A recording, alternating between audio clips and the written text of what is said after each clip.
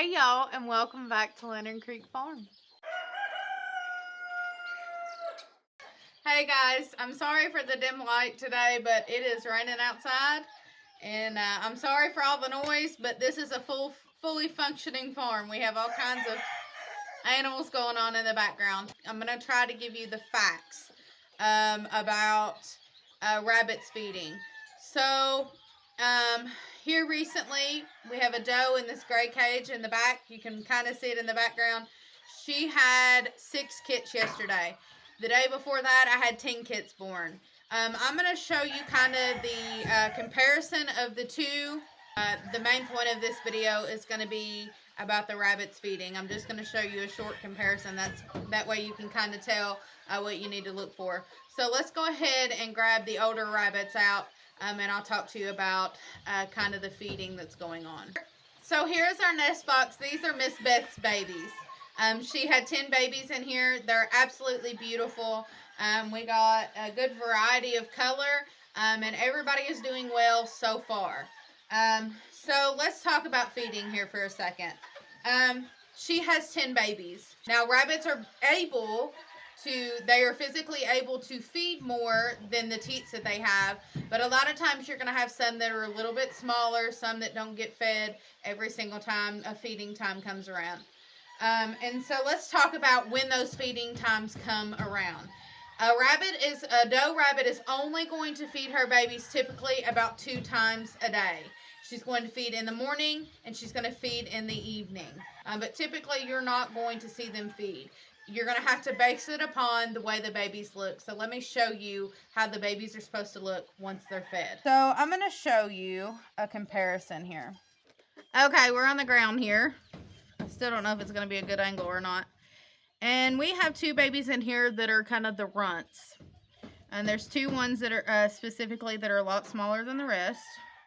I want you to pay close attention to the belly of the rabbit. And this is how you're going to be able to tell if the rabbit is being fed. A lot of times, ones that are not being fed are going to look kind of skinny like this one is. This one is kind of long, skinny. Can you kind of see that? Now, mind you, she has 10 baby rabbits. And so, like I said, some might get fed, some might not. Let's show in comparison to this guy. Can you tell the difference? So this guy is going to have a bigger belly. Can you see? Can you see the belly is fat? And when you're holding them like this, he's wiggly. When you're holding them like this, they kind of give you like a butternut squash shape. Kind of give you like a gourd shape when they've been fed. Let me show you another one that's been fed. There's another one. Can you see how wide the belly is? This is how you're going to be able to tell if kits are being fed or not. So there's, the gourd type belly. It's large. And then here's one of the other kits. Let me see. I just seen it. Let me see. I think this one's it. This is one of the other kits that hasn't been getting fed as much. You can see it's kind of long. If it'll not scrunch up on me. It's kind of long. Its belly is not as full looking. It's a lot scrawnier.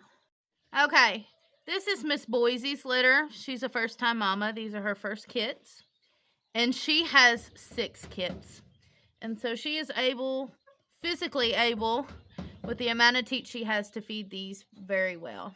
And as you can tell, they're very well fed. Look at that big old belly. Oh my gosh. Look at that. Very, very fat. She's doing very well feeding them. Let's see if we can get one of these down here. This is done getting rolls.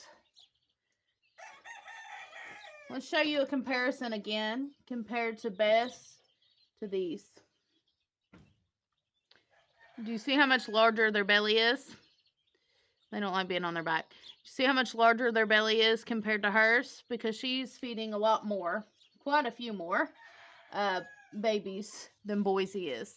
All right, so I'm going to talk here for a second, and I'm going to go back to the clip that shows Beth's babies and Boise's babies.